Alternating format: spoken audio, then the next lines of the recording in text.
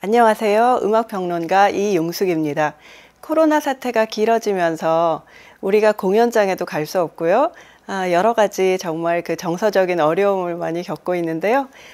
이런 시절에 또 좋은 오페라 한 편을 감상하시면서 특히 감염병과 오페라가 어떤 관련을 가지고 있는지 살펴보시는 것도 흥미로운 경험이 될 것 같습니다.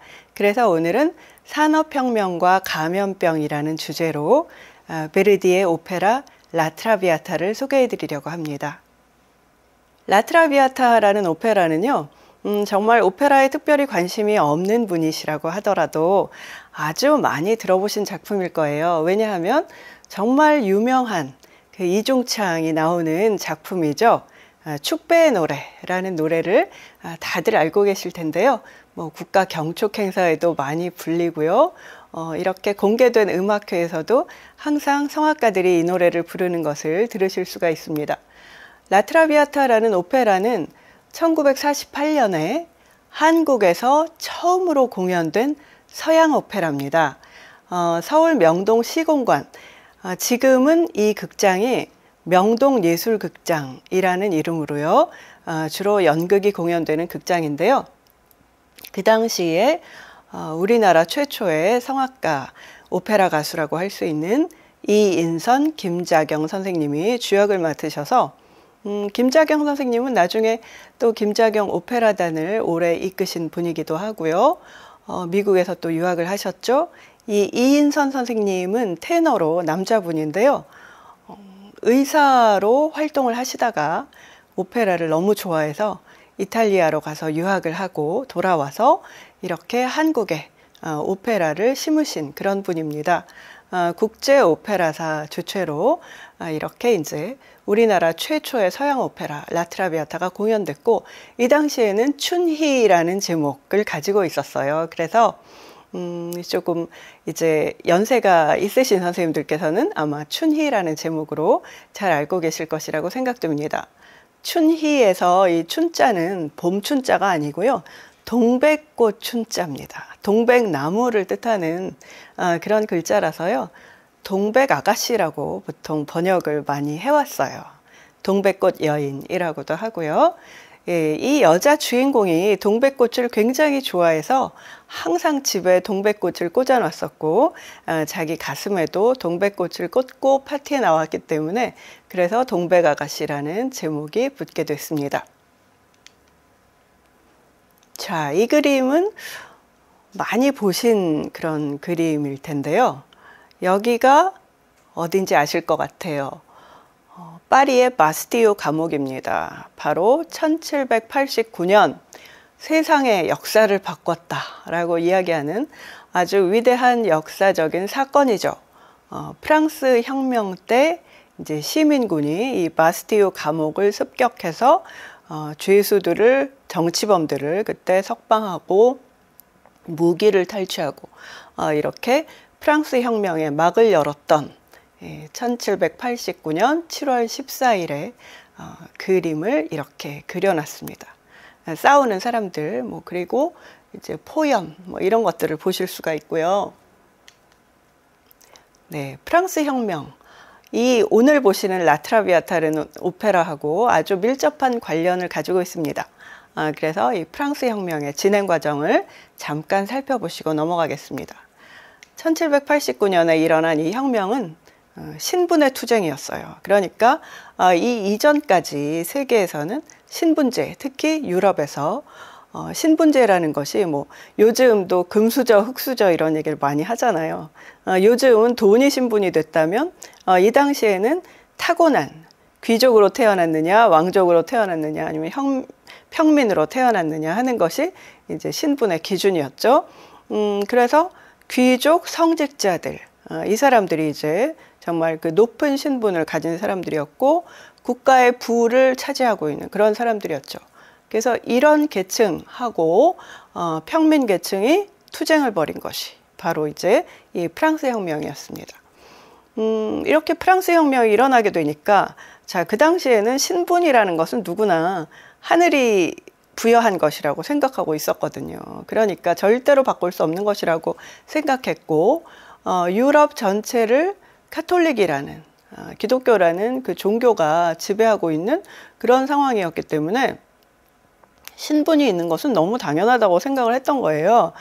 그랬는데 사실 똑같은 인간인데 눈, 코, 입이 똑같이 있고 그리고 모든 그 생물학적인 조건이 같고 그리고 사회에서 활동하고 언어를 사용하고 뭐 이런 조건들도 다 똑같은 사람들인데 그냥 단순히 신분이 다르다는 이유만으로 이렇게 엄청난 차별이 있는 삶을 살아야 된다는 것을 평민의 입장에서는 참 견디기 어려운 이 고통스러운 조건이죠, 이게.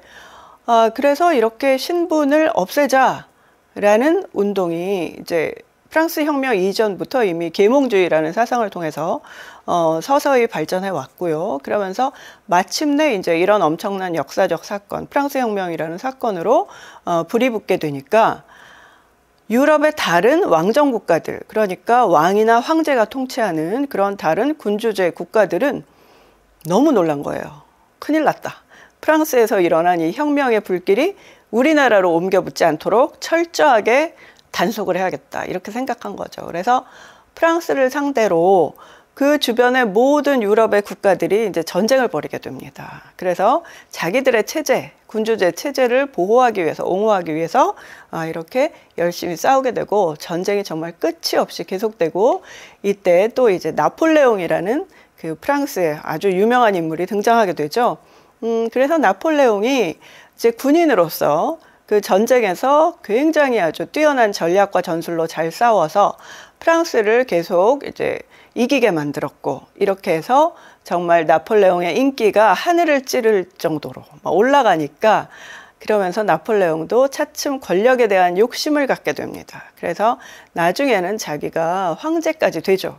그러니까 사실은 이 시민혁명을 통해서 프랑스는 공화정을 이룩했고 그리고 신분을 없앴는데 그 과정에서 뭐 굉장히 많은 귀족들을 죽였고 뭐 수도원을 폐쇄하고 물론 아주 정말 비인간적인 일들도 많이 일어났습니다. 그렇지만 그럼에도 불구하고 어쨌든 국왕까지 처형을 했잖아요. 나중에는 루이 16세 그리고 우리가 잘 아는 마리 앙뚜아넷 루이 16세의 왕비죠. 그 두 사람까지 정말 시민들이 처형을 했는데 그렇게 해서 신분을 무너뜨렸다고 생각했는데 나폴레옹이 인기를 얻으니까 자기가 스스로 황제가 되겠다. 이렇게 된 거예요. 스스로 자기 황제의 관을 썼죠. 그러면서 다시 왕정이 복고되고 뭐 이렇게 이제 엎치락뒤치락 하는 굉장히 복잡한 상황들을 겪게 됩니다. 유럽 전역이 이 혁명의 도가니에 들어가서 이제 휩쓸리게 되는 그런 상황이었는데 이 당시에 한 가지 또 중요한 변화가 바로 산업혁명이라는 것이었어요. 이 신분제를 철폐하자는 그런 어떤 정신적인 혁명, 사회적인 혁명과 맞물려서 경제적인 혁명이죠. 산업혁명은. 산업혁명이 일어나면서 기계가 인간의 노동력을 대체하게 됩니다. 그래서 이전에는 사실 뭐 우리도 요즘 그런 문제를 안고 사회적으로 논의가 많죠. 뭐 AI에 관한 문제. 그러니까 AI가 어디까지 인간의 노동을 대체해야 할 것이냐. 왜냐하면 현재도 AI 기술이 워낙 발전해서 진짜 AI가 할 수 있는 일이 너무 많은데요. 무궁무진하게 많은데 투입할 수 있는데도 AI를 투입하지 않는 이유는 사람이 일을 못하게 되기 때문이죠. 인간의 일자리가 없어지기 때문에 사실 그것을 어떤 뭐 여러 가지 윤리적 기준을 만들어서 막고 있는 부분 또 경제적인 그런 어떤 지침들이 주어져 있죠. 그런데 이 산업혁명 때 특히 뭐 섬유공업, 섬유산업 이런 데서 굉장히 많은 노동자들이 이제 실직을 하게 됩니다. 그러니까 직무를 짜고 뭐 이 섬유를 만드는데 그전에는 그걸 다 사람 손으로 그러니까 면을 만드는데도 면화를 그걸 일일이 사람이 다 손으로 꼬아서 그걸 만들어야 됐었는데 이제 그런 기계들을 발명하게 되니까 그렇게 많은 사람들이 노동을 할 필요가 없었던 거예요. 그래서 영국의 섬유공업 실직 노동자들이 1810년대부터 이제 아주 조직적인 저항을 펼치기 시작합니다. 그래서 이때 러다이트 운동이라는 것이 아마 좀 옛날에 세계사 시간에도 배우셨을 것 같은데요. 기계 파괴 운동이라고 하죠. 그리고 차티스트 운동 이런 것들이 일어나면서 이제 오늘날 우리가 잘 알고 있는 노동조합 뭐 이런 것이 결성되고 그래서 조직적으로 이제 그 자본을 가진 사람들에게 노동자들이 대처하게 됩니다. 1831년에 프랑스에 있는 리옹이라는 도시가 비단을 짜는 것으로 굉장히 유명한 도시였는데요. 이 리옹의 견직 공장 노동자들이 아주 대대적인 봉기를 일으키게 됩니다. 그리고 우리가 그 레 미제라블이라는 영화 보신 분 많으실 텐데요. 이것이 그 유명한 1832년에 파리의 바리케이드 전투였습니다. 그래서 이때 정말 그 1789년에 일어났던 프랑스 혁명이 여러 가지 우여곡절을 거치고 뭐 나폴레옹이 황제가 되고 그리고 이제 전투에서 패배하고 그래서 프랑스가 또 이렇게 무너지고 뭐 이런 과정들 다시 왕정으로 복고되고 아주 이런 복잡한 과정들, 역사적인 과정들을 거치게 되면서 뭐 1815년 위인 회의에서 다시 이제 그런 모든 왕정이 다시 되살아나고 뭐 이런 일들을 거치면서도 그 프랑스 혁명 때 일단 조성이 됐던 그 계몽주의 정신에 의한 어떤 시대 정신, 그런 이제 그 혁명 정신이 사라지지는 않았던 것이죠. 그래서 끊임없이 그 혁명으로 복귀하려는 그런 노력들이 일어났고, 이렇게 해서 특히 이때는 산업혁명 때문에 파리나 런던 같은 대도시로 시골에서 아주 많은 그 사람들이 이사를 오게 됩니다. 이주를 하죠. 왜냐하면 공장에 취직해서 돈을 벌려고요. 그래서 그 이전에는 뭐 공장 노동자다 하면 진짜 이렇게 아주 힘이 센 남자들만 노동을 할 수 있다고 생각했는데 이제 모든 것이 뭐 이렇게 그 시스템이 바뀌면서 여성 노동력이 절실해졌습니다. 왜냐하면 여성들은 상당히 적은 임금을 받고 일을 하는 구조였기 때문에 그 당시에 단순 노동을 했기 때문에 그런 식으로 여성들이 이제 시골에서 많이 그 대도시로 올라오게 됩니다. 그러면서 다양한 문제들이 발생을 하게 돼요. 그래서 이 레미제라블에서도 보시면 그 공장에서 일을 하던 팡테인이라는 여성 노동자가 이제 거기서 그 작업반장하고의 문제로 해고당하면서 이제 매춘으로 전락을 하는, 그러니까 성매매를 하는 여성이 되는 뭐 그래서 아주 비참한 최후를 맞이하는 뭐 이런 것들을 보시게 되죠. 이것이 이제 그 리옹의 견직 공장 노동자들의 봉기를 그린 당시의 그 그림이고요. 그래서 뭐 노동자들이 막 싸우고 또 이제 군대가 들어와서 이렇게 무자비하게 진압을 하고 저 위에 왼쪽에 보시면 프랑스 혁명의 3색기 자유와 평등과 인류애를 상징하는 그 깃발이 휘날리고 뭐 이런 모습을 보실 수가 있습니다. 이것은 레 미제라블 영화의 한 장면이에요. 이렇게 도심 중앙에 뭐 집을 다 부숴갖고 집 안에 있던 뭐 사다리, 문짝 뭐 이런 거 다 꺼내서 이렇게 바리케이드를 쌓고 이제 진압군하고 대치하고 있는 뭐 이런 모습이죠. 그래서 이제 이 당시에 혁명이 계속 진행이 되면서 프랑스뿐만 아니라 뭐 유럽의 여러 나라에서 혁명이 동시다발적으로 일어나게 되고 이때 독일에서도 드디어 이제 혁명이 완성되면서 공산당 선언이라는 것이 나오게 됩니다. 1848년이 되면 유럽 전역에 이제 민중혁명이 일어나게 되고 이때 혁명은 프랑스 혁명하고는 좀 다르게 이 자본의 투쟁이었어요. 그러니까 1789년에 일어났던 혁명이 이제 신분의 투쟁이라면 정말 태어날 때부터 금수저를 물고 태어난 그런 사람들의 그 신분을 위아래를 없애겠다라는 그런 인간으로서 이제 똑같은 평등한 권리를 갖고 살고 싶다라는 것을 주장하는 그런 혁명이었다면 1848년에 이 산업혁명을 거친 이후에 이 혁명은 자본의 투쟁입니다. 과거에는 성직자나 귀족들이 그 평범한 사람들, 평민의 주인이었잖아요. 그런데 이제는 그 사이에 이제 돈이 세상을 지배하게 된 거죠. 신분이 아니라 돈이. 그러면서 자본의 투쟁으로 바뀌게 됩니다. 바로 과거에 귀족이나 왕족, 성직자의 역할을 했던 사람들이 이제는 부르주아라는 이름으로. 이 사람들은 뭐예요? 프랑스 혁명 전에는 똑같은 평민이었어요. 그런데 이제 뭐 수공업, 그리고 상공업으로 많은 자본을 축적해서 직접 노동을 하지 않아도 충분히 먹고 잘 살 수 있게 된 이런 부르주아라는 계급이 이제 프롤레타리아를 상대로 해서 싸우게 됩니다. 그래서 이 시기에 이 19세기 중반에 산업혁명이 진행되면서 일어난 이 혁명은 바로 자본의 투쟁이었다는 것이고요. 그래서 이때 바로 이해 공산당 선언, 카를 마르크스, 프리드리히 엥겔스의 공산당 선언이 나오게 되죠. 바로 이해에 탄생한 작품이 오늘 보시는 라트라비아타의 원작 소설이었어요. 라트라비아타 원작 소설 까멜리아 레이디, 이것이 이제 번역하면 동백아가씨인데요. 이 소설이 바로 이때 출간이 됩니다. 당연히 이 사회적인 분위기를 담고 있겠죠. 자, 들라크로와가 그린 민중을 이끄는 자유의 여신이라는 유명한 그림이죠. 그래서 여기서 이제 정말 그 시민, 혁명군을 이끄는 그런 자유의 여신을 보여주고 있고요. 네, 그래서 앞에 말씀드린 것을 다시 한번 요약하는 건데요. 1789년 프랑스 혁명이 이제 신분의 혁명이었기 때문에, 신분제를 철폐하기 위한 혁명이었기 때문에 이때는 부르주아하고 프롤레타리아가 공동의 사회적 이상을 가지고 연대했습니다. 그래서 봉건 체제를 무너뜨린 동지였다는 거죠. 이 두 계층이요.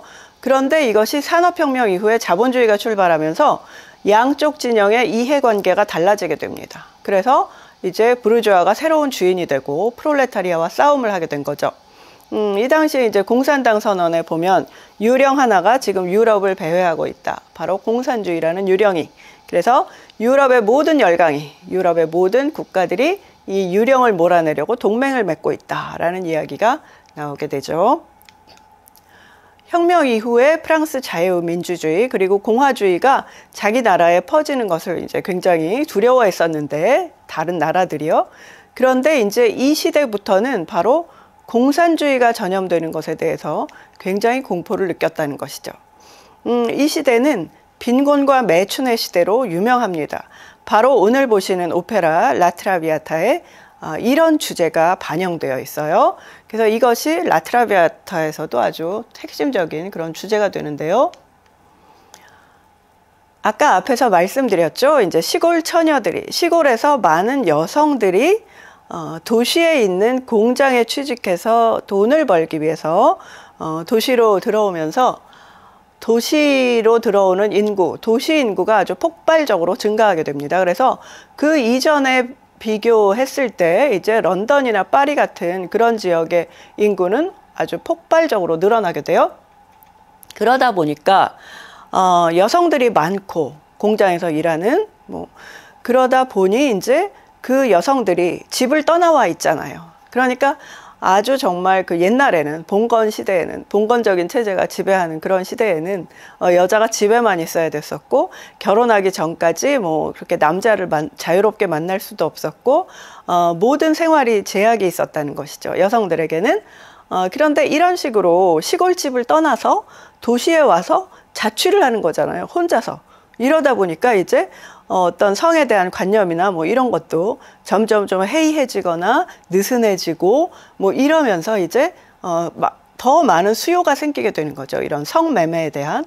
그래서 이런 성매매가 아주 놀랍게 증가하게 됩니다. 그래서 19세기 여성이 기본적으로 가질 수 있었던 직업들은 세탁부, 청소원, 자수공, 가정교사, 아주 대표적인 4가지 직업이에요, 이것이. 그래서 이 당시에 이제 좀 유명한 그런 문화적인 인사나 정치가나 이런 사람 중에서도 바람을 피워서 이제 사생아를 낳은 경우가 굉장히 많았는데, 그 상대가 됐던 여성 중에 가장 큰 비중을 차지하는 것이 세탁부라는 그런 직업입니다.